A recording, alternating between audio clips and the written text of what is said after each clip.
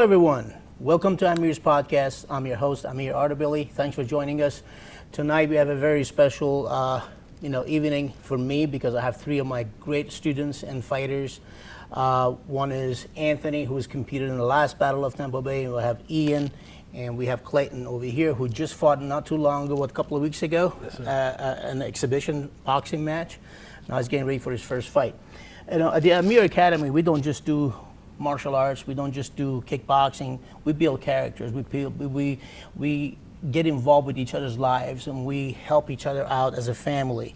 And just three young men sitting here with me, they are a good example of that. We have had a history together, and this is where we build, future champions, future warriors. That martial arts to them is just more important than just boxing and kicking.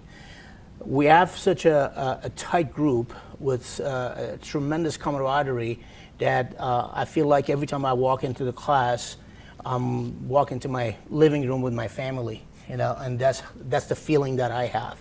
So we're going to start with Anthony. Anthony, welcome to the podcast. Thanks for being with us. I know you're a pro yourself at this kind of stuff that I don't have.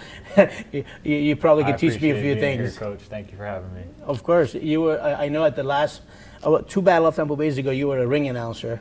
That was fun. That was a lot of fun. And the last Battle of Tampa Bay, you fought.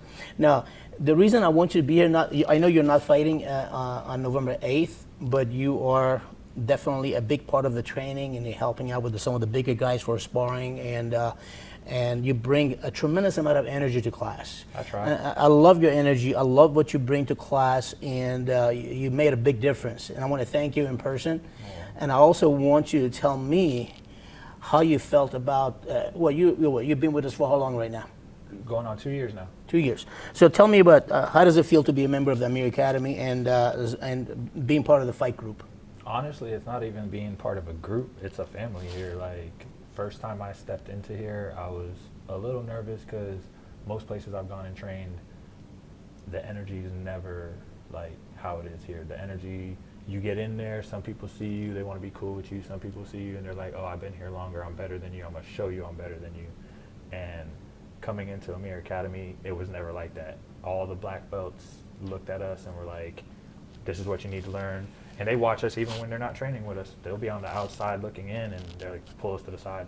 Hey, you want to work on this a little bit? You want to do this a little more? Do this a little less? And I honestly can say that even though you're here for every class, you're part of every movement we learn, they have a big role as well because they've been here so long with you, and they know your thoughts before you even go to tell us. They're like, oh, he's going to say this. And I'm like, wow, they've been here for a while. They get it.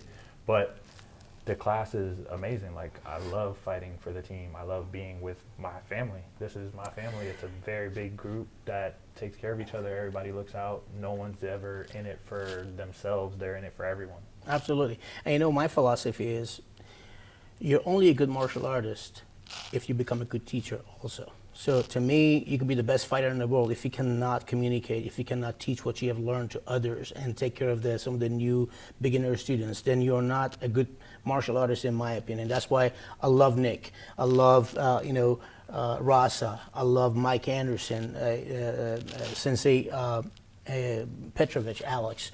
I mean, all these guys, Mr. Jamarcus, every one of them contribute a lot. They've been training with me for over 25, 26, some of them for 30 years, and they bring so much knowledge, and they take it as if they're it is their responsibility, and I love it. I'm not the kind of coach to have, to not let my, my black belts talk or take over because I respect what they have learned. And they have earned that right. So when they're in class and I'm teaching and they come and correct somebody, I love it. I love the fact that they take the initiative to come and work with you. It's not like one of those cultures that, oh, you can't say anything, the coach is here. No. We're all here to work with each other and help. I've seen you help out some of the younger fighters and new guys come over here. You know what I like about this setup is that I am as tall as you now, Yes, sir. I'm not going to say how tall you are because then I'm going to be embarrassed. And this guy is 6'4", trust me. If he stands up, he could put his elbow on my head. But because we're sitting here, I can sit tall and feel good about it for a few minutes only, if I can. All right. Ian, you're one of our younger fighters. You're only 19 now? Yes, sir. Just turned 19. Just turned 19. When was your birthday? June 20th. Oh, happy 2 birthday, months ago. buddy. Yes, sir. Happy Thank you. belated birthday. Thank you, sir. Well, I know you joined my school about 40 years ago, is Yes, that sir. right? And you were only, what, 15? 14, 15. 14, Yes, 15? Sir. All right. Well, tell me about your experience and what made you choose us and what made you stay this long. And I'm hoping that you could be with us for a very long time. I've watched you grow to become a great martial artist. But beside that, you've always been a gentleman. And that's one thing I love about you. You don't see too many teenagers in today's days and age that to be that respectful and that. I know how much you love your brother, how much you love your family, and how much you care about your younger brother, and that to me that is extremely impressive. So I commend you for that. Yes, sir. But Thank you. tell me about your experience so far with the academy. My experience here has been awesome, wonderful. When I first started, I was just coming here just to get some steam off my head. But my first class here, I remember it. I was downstairs, I was with Curtis, I met Curtis, and the first day I was hooked. I fell in love. And like you said earlier, everybody here contributes something and a different type of knowledge. And everybody here, I can go up and I learn different things from everybody. And everybody here is willing to talk and willing to teach. And everybody here is just a small family, and I love it. Fantastic. I mean, and we're glad that you're part of this family as well. I know when we talk this way, a lot of times, a lot of schools are not used to this because most karate schools, they don't have this type of a behavior. You come in, you're one of the members. Here, you're not just a number. No. So that is very important to me. This is the way I run my school, and I've had people come here, they thought it was too mushy but until they get hit. Right. Because we might be mushy and lovey and dubby, but when you get in the ring and put your gloves on, we're not joking around. Yes, sir. So I know you're getting ready to do your first fight at the Battle of Tampa Bay coming up November 8th, in less than 2 weeks. Yes, sir, coming quick. So what have you done to prepare for this event? I have every single day I've been running 3 miles. I'll take a break maybe Saturday or Sunday, let my body recover, and then next day I'm back at it. I've been watching what I eat. I'm eating healthy, straight protein, nothing else. And I'm coming to training, and I'm going as hard as I can. You're fighting somebody a lot older than yourself. Yes, sir. Which means he has more experience than you, even though he's never fought in a ring. Well, actually, he fought once in the last Battle of Tampa Bay. Yes, sir. He has more experience in martial arts. I know he's a coach, a good friend of mine. He trained with Master Marshall for several years, and now he's with a Muay Thai instructor. Yes, sir. Do you ever think about your opponent? I mean, is that something that even crossed your mind? I mean, the way we train? Honestly, no, sir, I don't. I'm going in there expecting the best, and I have all my teammates here. All my teammates fight different, have a different fighting style, and I learn from them. And so I'm going in there expecting the best. That's awesome. That's a great mindset. I like that. And of course, Mr. Clayton. Clayton, you're a story all by yourself, my friend. I remember when you came here was only 8 months ago. Is that right? Yes, sir. How much did you weigh? When I first came in, I weighed about 275 to 280. 275. Could you tell people how much do you weigh now after 8 months? Right now, I just weighed myself before this podcast. I'm 189. Let's go. 189. I'm telling you, this is amazing.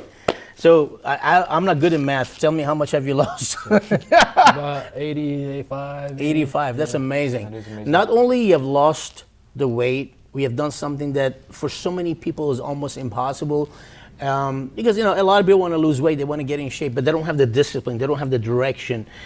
Everything we told you, everything that I told you, everything we did in class, you took it to your heart and you really made it work. I mean, not only you have lost close to 90 pounds, you're getting ready to fight. Yes, sir. I mean, you just competed at the BCT Master Eric Marshall's event. You did fantastic. Even though it was an exhibition, but it was a real fight that just didn't count against your record. But you're getting ready to fight a very good opponent who just faced Pietro. And is coming from a very good camp. Shihan Gary Hillman, he's the coach for your opponent. And he's one of the best coaches in the United States. I know him very well. He's a good friend of mine. So tell me, what do you think, what have you done to prepare for this fight? What goes in your mind? Tell me. Mentally preparing, I just continue to pray, continue to stay humble, continue to know that there's more work to be done. And every day coming in here and grinding and going as hard as I can, I get in the car on my way home and I'm like, there's more work to be done. And that's just Well, there's always more work to be Yes, done for sir. everyone. But are you ready for this fight? Yes, sir. I'm ready for this fight. Good. I'm ready for this And I want to tell you something. Don't be mad at me. I know you might be very religious, but praying doesn't work. Yes, sir. You got to work your ass off You gotta work. You to, gotta work. to beat your opponent. Yes, sir. You can sit here and say, Jesus, please, Allah or whatever, any religion, not going to help you. Trust me. faith in I've action. never seen Jesus put on the gloves and help somebody in a fight. I know a lot of Christians are going to get mad at me. I have respect for all religions, but I'm just saying that as a joke. Okay? Oh, yeah, it takes faith in action. You can't just pray. Well, you have to absolutely, put the absolutely. action with it. No, I really truly mean it as a joke. I don't mean to be disrespectful to anyone. But the reason I say that because when people say I pray and pray, okay, I pray. Well, you got to work hard. Yeah. Because I've noticed every time I sat down and I pray, nothing works for me unless I get to work. Yes, sir. I get to work hard, make money. No, gotta God put in doesn't the have work. printing, You're right. right. up there, to send us money or get in there and fight your opponent. Somebody's gonna hit you. You gotta hit back. Yes, sir. All right. To all my Christian friends, don't be mad at me. Okay? Don't send me no hate mails or stuff like that. But if you do, that's fine. Anyway, so tell me. So you've been with us for 8 months. Yes, sir. Is that right? Who is your favorite opponent in class? My favorite opponent in class, it can range. Some days it's Who gives you Anthony. the best beating in class? Some days it's Anthony, sometimes it's Pietro, but we always go back and forth because just being a student of Amir here at Amir Academy, you're gonna get hit, but you're gonna learn that you gotta hit back. Right. You can't just take it. You gotta give it out too. So Yes, sir. I always take those days as like those learning days. Those are the days I learn the most, and those are the days that I come back the next day and I'm like, okay, I'm looking for this. I'm gonna try this, and then when it starts working, that's when you pick up those good habits, and it just comes from going hard with your brothers. And It's good to work with different people, is that right? Yes, sir. Like Ian said that every one of you guys have something to contribute. You learn something from everyone. Like for example, when you fight Shay is more have a more boxing technique and very sharp with his hands, in and out. And then you work with somebody, Ian, who's very technical. Then you work with somebody like Josh, who has excellent shin kicks. And then you talk about power and wants to take your head off as Jacob, and then then you go to this guy that he could hit you from 20 feet away. Yeah. This is a problem. You cannot run away from him, So the good thing about having this guy as your classmate truly is a blessing, because we do not become a one-dimensional kind of fighter. Exactly. You have to be there. And again, we're lucky to have each other and have so many great fighters. We have 11 fighters representing Amir Academy at this upcoming Battle of Tampa Bay, and that's a big risk, and not too many people are willing to take that many fighters. I have no problem doing that because I know what we do. We train hard, and we have always succeeded. The ones that we win, we are proud of. We walk proudly, and the ones that we lose, we learn from that, and we go back and correct the problem. Sure. One thing I can tell you for sure, I respect and love all my fighters. I never disrespect my fighters, unlike some coaches that they start yelling and screaming at their fighters when they lose. And there is no such a thing in my school. In my culture of training, I don't believe that. I believe that everything starts with respect, and you respect your fighters, you work with them, and you build them up. You're not gonna kill their spirit, and that's how I believe. If you were to give any advice to any younger fighters and young generation, what would be it? Younger fighters, Yeah. definitely, no matter where you're training, pay attention to your coach, because he's not going to put you, if he cares about you at all, he's not going to put you in the wrong position, and he's not going to let you take fights that, if he tells you no, you're not ready, don't take it as like he's coming down on you and saying that you're trash or like you're bad at what you do. He's just telling you you're not mentally or physically, some part of you is not ready to get in that ring, because it's dangerous, whether it's amateur, professional, for fun, exhibition, like it is dangerous. And everyone sitting at this table can tell you, because we've all been in a situation where it gets to that point where you're like, man, I need that clock to go a little faster. I don't know if I'm gonna survive this, but it happens, that comes with the discipline, it comes with the training, it comes with the putting in that road work, it comes with all of that. As a younger fighter, I would say, just listen, because You don't know everything, no matter how stubborn or hard-headed you are or how you've lived your life before you stepped into one of these classes. Just listen, learn, take the advice, because they're giving you all the knowledge you need to know. You just have to accept it and be willing to learn. Awesome, awesome. Now, before we leave, I'd like to ask you guys about mentality of a fighter, a mindset. How would you get yourself? Because I know for the first time, now this is your first time you getting into the ring, Ian. Now you already got in the ring first time. Yes, sir. So let's talk to you first. What were you thinking when you got in the ring? Were you nervous? Did your heart rate go up? How did you calm yourself down? Because once you get in the ring, I was very pleased with your performance, because you moved around very well, as if you've been there before. Yes, sir. And I know that was your first time. So tell me, how did you get yourself to be able to come to that level? You went to some kind of a trance, or how did it work? I mean, I just tried to completely clear my head and be as still and calm as possible going out there, because they're already going to be a little bit amped up from your adrenaline. And then any doubt that would come to my mind, I would just fill it with, I know how much work I put in for this moment, so there's no reason to doubt. Just go, let the work that we put in translate in the ring. That kept the negative thoughts out. That's awesome. How about you? How did you feel the first time? I mean, I know you went through hell to make the weight. Yeah. I know. Yeah. We hardly ever face something like that. Yeah, Oh my God. Wild. That was wild. But, That was crazy. Other than that, like, honestly, Because you were very relaxed too. I mean, I remember the first time you were in a ring, you were moving around like you've been there 10 times. And I love that, because you don't get that too often.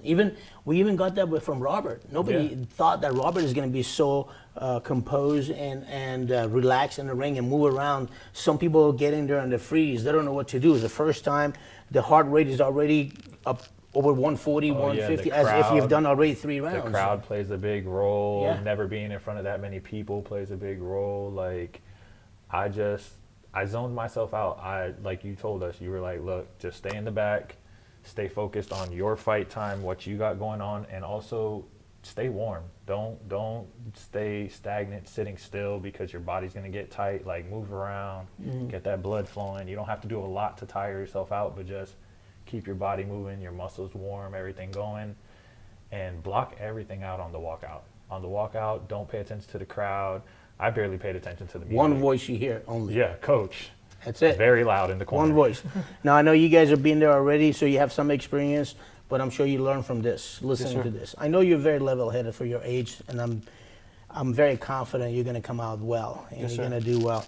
But I want you to hear that from them. So that is very important. Of course, everybody else and every other fighter, they could use this experience. Yes, sir. I am very confident, but I know the day of the fight, my nerves and my anxious and my heart rate's going to kick up.